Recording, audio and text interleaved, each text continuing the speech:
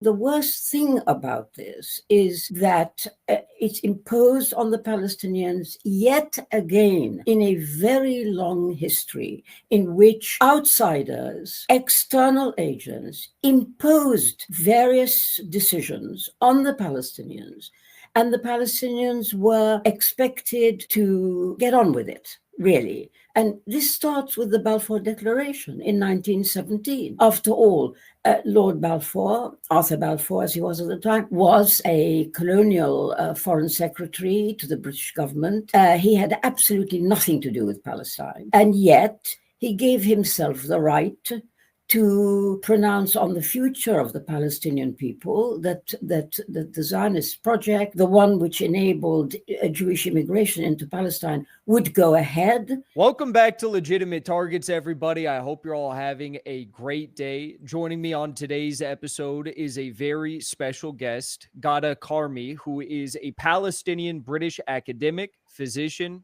and author who was exiled during the 1948 Nakba, which we have discussed in great detail on this program, later earning a medical degree from the University of Bristol and writing extensively on Palestinian issues, including her memoir, In Search of Fatima, and advocacy for a one-state solution in historic Palestine. So that subject in particular is extremely relevant today, given the antics that are yet again ongoing at the United Nations Security Council.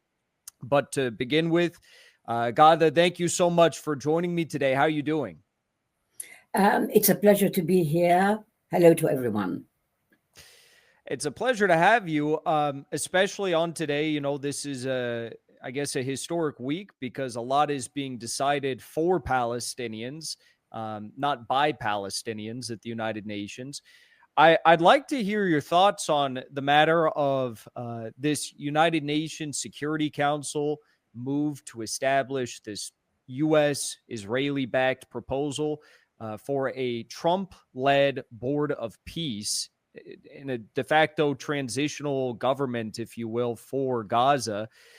This was eventually endorsed by the Palestinian Authority, but a lot of people are asking the obvious question: how much does the Palestinian Authority really represent the views of the Gazan people in the midst of this debate on this board of peace, as they call it? Well, look here. First of all, this is very, very clearly a colonial project. I mean, you know, without going into all the details, it's quite obvious that this is a colonial project.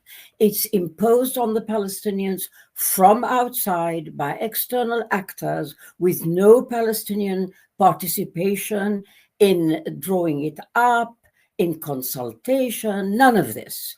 So, of course, it's a colonial project.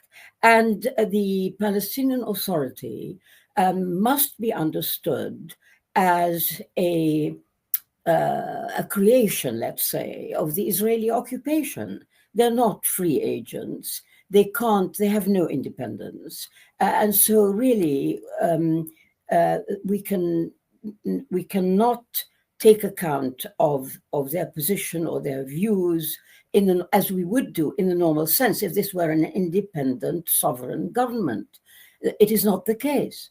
And you know, the worst thing about this is that it's imposed on the Palestinians yet again in a very long history in which outsiders, external agents, imposed various decisions on the Palestinians, and the Palestinians were expected to get on with it, really. And this starts with the Balfour Declaration in 1917. After all, Lord Balfour, Arthur Balfour as he was at the time, was a colonial foreign secretary to the British government. He had absolutely nothing to do with Palestine. And yet he gave himself the right to pronounce on the future of the Palestinian people, that the Zionist project, the one which enabled Jewish immigration into Palestine, would go ahead. Now, he didn't own either the Zionist project or the country of Palestine. He was an external actor. And from that day on to this, Palestinians have been imposed on, they have been told what they must do, they have not been invited to participate, or whenever they do participate, it's worth very little. And this has gone on. I would have thought by 2025, things might have changed, but not at all, not at all. Not as far as these Western countries, headed by the United States, is concerned, clearly. I want to ask you one more question about the events over this week. Excuse me. There was a lot of debate as to the role that certain members of the United Nations Security Council who have veto power played in the eventual passage of this colonial project, yet again imposed on the Gazans. There's a lot of debate as to the decision that Russia and China made to abstain from voting in the second vote at the UNSC. During the first vote, they, of course, vetoed. They voted against this package. Second vote, they abstained. And the reason they cited was, well, the Palestinian Authority supports it. The Arab states are supporting it. That puts us in an awkward position as, outside parties, if you will, to intervene in this mess. And it is inarguably a mess. But Hamas, who obviously, is like the de facto security guarantor of Gaza over the past few years, they had reached out to the Chinese and the Russian delegations and advocated a different proposal, an alternative to the U.S. plan. What do you make of the decision by the Russians and the Chinese to abstain and choose not to veto? Well, it's very disappointing. That's the first thing to say. One had expected that at least Russia would have vetoed this plan of Donald Trump. I'm afraid it didn't happen. Now, partly, I think that the Arab states, we have a problem that the Arab states went along with the UN resolution. And as you point out, quite rightly, Russia and China, who are not of the region, thought they might look as if they were imposing something on the region. But I think there's a more important reason for the attitude that they had, which is that the Trump's plan, now adopted by the United Nations Security Council, it does carry a hope that there will be a ceasefire, a proper ceasefire, and that aid will be brought in to Gaza. Now, I think that these two states thought very much along those lines, saying that if we stand out against the resolution and it doesn't pass, then the people of Gaza continue to suffer. So there is that. And I think the Arab states as well had the same sort of idea in their heads when they went along with it. But that I can tell you, nevertheless, it is very disappointing. And they should have rubbished this resolution. They should have made clear that it's a clear colonialist attempt to control the Palestinians and, of course, to divide the Palestinians from each other, so that by dealing with Gaza on its own and having nothing to say about the West Bank means that the division between Gaza and the West Bank is aided and abetted by these states. So it's it's a very seriously flawed UN resolution. A few months ago, I interviewed Osama Hamdan, who's on the Politburo of Hamas in Qatar, and I asked him a question as to whether or not He, as a Palestinian, believes that the slow grinding, ethnic cleansing, and land theft of the Palestinian state over years and years and years under liberal Israeli governments, liberal Zionists, is worse than, I guess, the all-out war that we've seen over the past several years.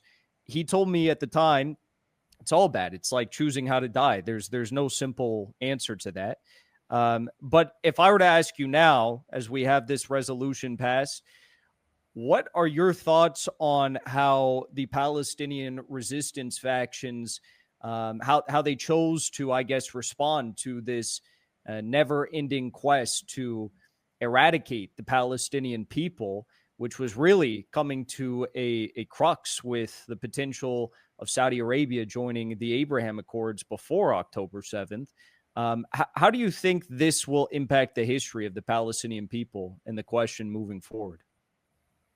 Well, it's, as I pointed out before, of course, it's more of the same. It's more of the same. The Palestinians have been treated in this shabby, shoddy way for decades. And this is why we've ended up where we are. So it's really, first of all, I would say it is utterly remarkable that with this ill treatment and the concerted effort to bury the Palestinian cause and to bury with it now, in the last 2 years, the Palestinian people in Gaza, certainly. Nevertheless, despite that, the Palestinian cause is alive and well, and it's global. So that is something we really ought to remember, because it's remarkable. It's really remarkable. But having said that,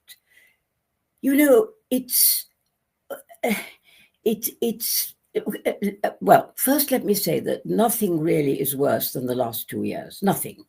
Nothing can compare with this genocidal war.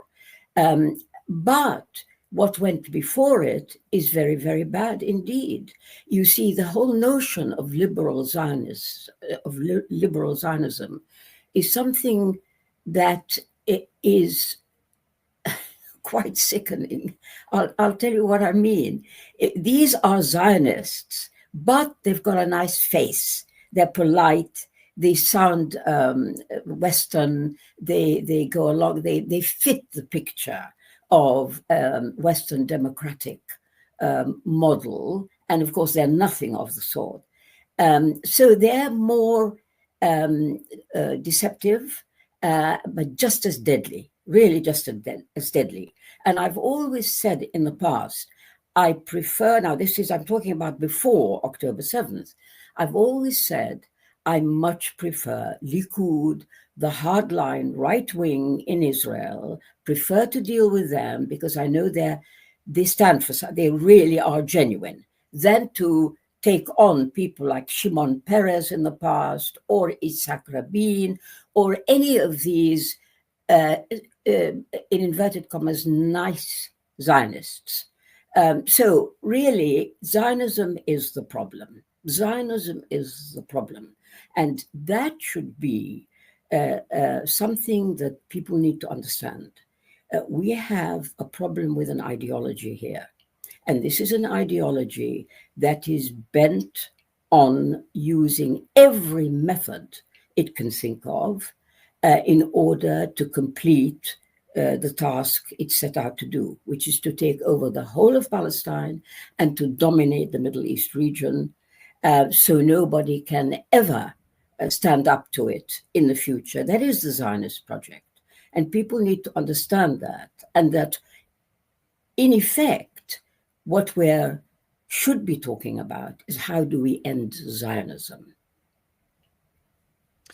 So that's very interesting. You said that you'd rather the true face of the Zionist entity be shown to the entire world, essentially, the ugliest face of all these Likudniks.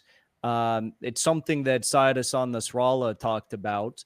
It's something that I also mentioned on one of my programs. It was clipped out of context, and it made me look really bad. The Zionists love to share that clip, but it's very important, I think, obviously, it's all bad, but at least now, as you point out, right, the ugly face has really shown the whole world what this is about and woken up the whole world to what's going on, right?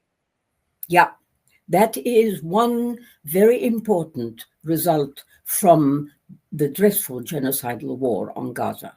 There should be nobody under any illusion anymore that there are nice Zionists and not so nice Zionists, and that we can do business with the nice Zionists as opposed to these not nice Zionists. That is rubbish. The truth is, everybody is a Zionist. Everybody who supports what Israel does is actually a Zionist, and they don't have to be Jewish. So we know very well that Western states and the Western ruling elite in the West supports Israel. And what does that mean? That means they support Zionism. That means they support what Zionism does, which includes genocide. It includes cruelty and sadism on a level we really have never seen before. That's what it means to support the state of Israel now.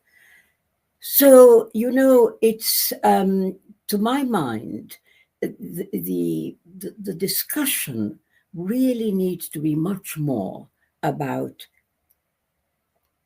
not interim measures, not trying to patch up here and there the kind of stuff that you get from many people in the West. No, it's got to go much deeper, and it has got to root out Zionism, really. And that will mean, if you follow my reasoning, if you follow that logic through, it means dismantling the Zionist structures that hold up the Israeli state. That is the reality, and it has to be faced. Israel should never have been created. Think about it. This was a state artificially created with an invented population, people from all over Europe, who came to it claiming that they have some kind of common descent from the Middle East. And they had to invent themselves as a nation, and they invented Israel as a nation state with the assistance of the Western powers. Indeed, without whose assistance, the experiment would have failed a long, long time ago. But it didn't, thanks to support from Britain, first of all, United States next, and then other Western states and Europe that supported this project. But, if you think about this, you cannot invent a new nation state, plonk it in the country of another people, whom you have to expel and get rid of. And if they resist you, as the Palestinians have done all along, you have to just keep killing them, suppressing them, oppressing them in order to carry on with this nonsensical experiment. So I invite people really to start understanding Israel in that way.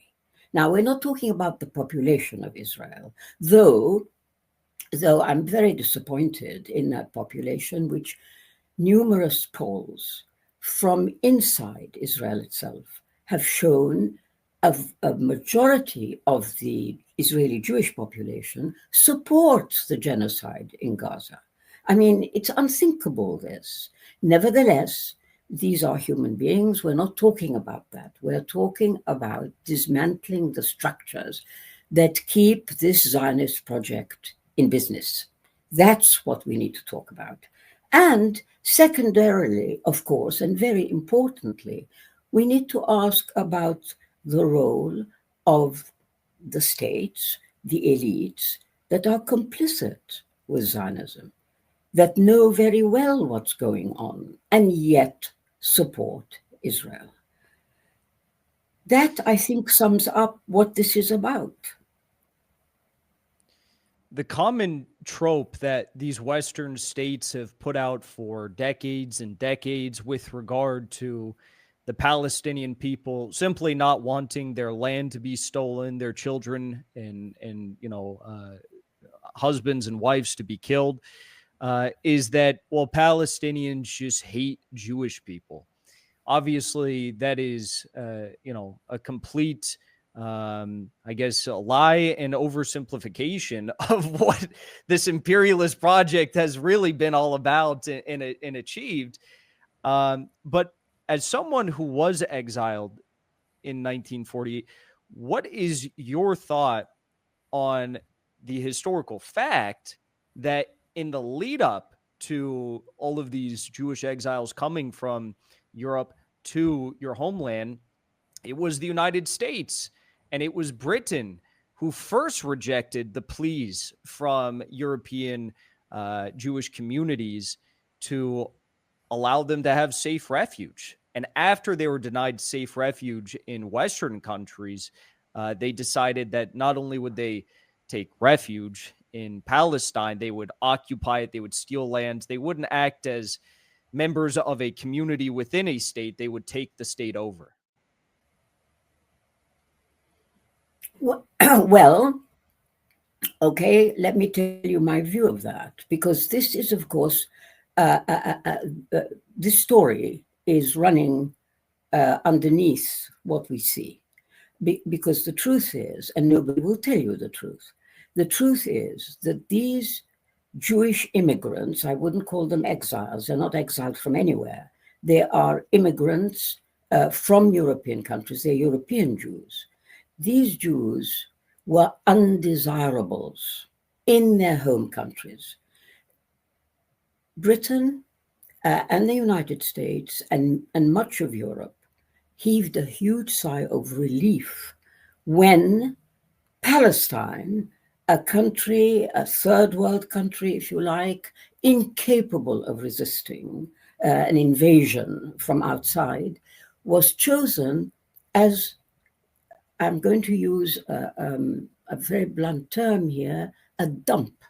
This was a dump for these unwanted Jews. And that's the reality. That's the reality nobody will ever talk about. The truth is, it wasn't out of affection or care or sympathy with the Jews. It was to do with getting rid of them. And I'm willing to bet, that the first people who would oppose the idea, which I've believed in for a very long time, that we need to have a state in which Jews, Arabs, others share in equal citizenship. This is the only way forward. But I bet you the first people who will fight that idea will be European Western countries, which know that many of the Jewish Israelis currently living in Israel and privileged and spoilt and having become used to the life of colonial masters, they will be, one of the things that could happen would be that there would be an exodus of many Jews who could make it back to the West. And that is something that I think unconsciously drives Western elites as well. The last thing they need is all these, this Jewish population turning up back again to Europe. Now, that's hypothetical, of course, we don't know. But very seriously, this is a really serious matter. And there's so much dishonesty, so much hypocrisy about all this. Nobody will ever tell you the truth from these Western elites. They will not say to you, we don't actually want these Jewish communities. And we found a solution. And the solution was at somebody else's expense, people like me. And as you say, I was exiled in 1948 to make way for these people to come in and take over my country. How is that right? I mean, how on earth is that a solution for what I know was a genuine Jewish problem in Europe? Of course, it was, but it was in Europe. It wasn't in the Middle East. We Palestinians had nothing to do with it. Why were we made to pay like this? And we're still being made to pay. So now we're back to Donald Trump and his plan. I mean, he wants to persecute and hound the people of Gaza who have paid such a heavy price, like all Palestinians, since the creation of the State of Israel. Never a let up. Why not, for example, if you could imagine such a thing, if we can fantasize, that Donald Trump or somebody in his position suddenly says, listen, these people have suffered enough. They've been asked to sacrifice so much for something which was a problem in Europe. Isn't it time they got a break? Isn't it time we help them to actually have their own independence and be sovereign and know freedom and be able to live normal lives? Wouldn't that be wonderful, that fantasy, if that could happen? Well, I agree with you fully about the need to dismantle the Zionist power structures, superstructures. I agree with you fully about a single state that respects all people's rights, because there are many people in this land who have deep ancestral ties to the territory.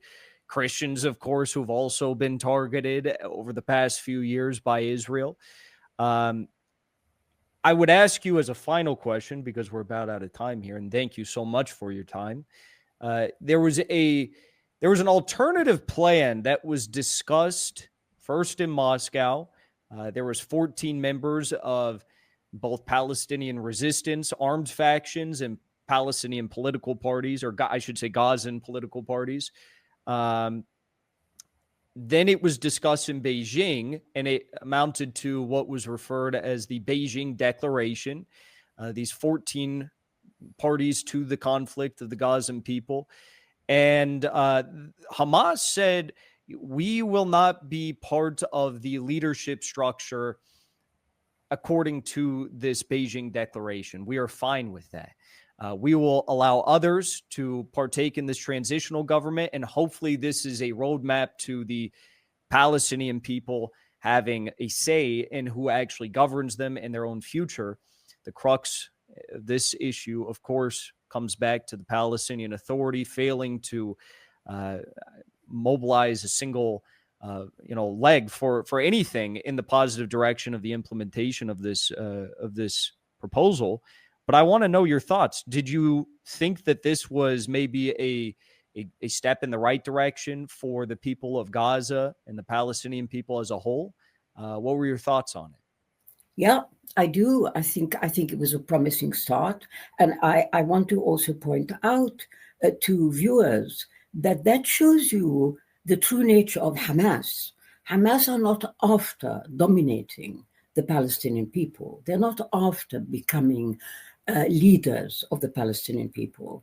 They have been demonized by the West, particularly by Israel, by the United States, the United Kingdom. They have been so demonized that they have become the scapegoat. They are the go-to people. When you want to talk about horrible things, you immediately talk about Hamas and terrorism and all the rest of it. But that is not true. The truth is that this is a Palestinian resistance movement. It's part of the Palestinian people, and they saw their job and their role as defending the people of Gaza from Israeli attack. That's how this is how they've behaved, and it demonstrates, and it should demonstrate, that they are not interested in domination, in becoming the new leaders, none of that. So it was a very promising initiative. But of course, you see, when you've got the other side, and by that I mean Western states, the United States in particular, that only seems to understand the language of violence, of military domination, when you've got people when you're dealing with people like this, of course, there are no plans or strategies that you can put to them, because they are only interested in dominance.